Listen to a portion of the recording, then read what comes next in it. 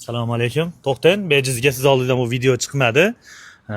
Bitta yaxshi ishladi. Yana Abduqodir akadan keyin bu akanikiga ham boshlandi endi.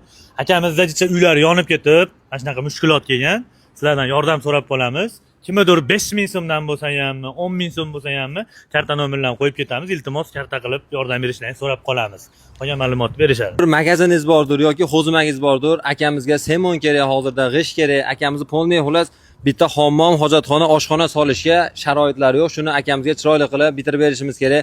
Semondandir, balki puldandir yordam qilsalaring akamiz bitta uylari chiroyli bo'lib bitib qolardi. Albatta bu videoda tarqatib berasizlar. 5000 so'mdir, 10000 so'mdir yoki like bosa yoki duo qilib ehson qilsa ham bo'ladi albatta. Bozorchi aka-opalarim bilaman, sizlarda pul narmanli, savdolar yaxshi bo'lyapti. Mana sizlarga ehson qiladigan joyi, xudo xolasa akamizcha qiynalib qolganlar, to'g'risi qo'llari yupqaroq, arvacha yetalinglar.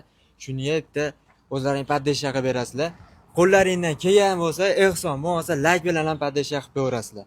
Ukalar, mana hamma akalarimiz poddeshkaga yordam kelishyapti. Sizlar ham qo'llaringdan kelgancha pul bo'lsa pul bilan, qurilish materiallari bo'lsa qurilish materiallari bilan qo'llaringdan kelgancha yordam qilinglar. Sizlarda yordamlarga hozirda muhtoj bo'lyapti. Bizning ham kuzatuvchilarimiz ichida saxiy boylari bor. Xudo xolasa inshaalloh pinhona qiladiganlari bor. Pastda nomerlar qoldiramiz.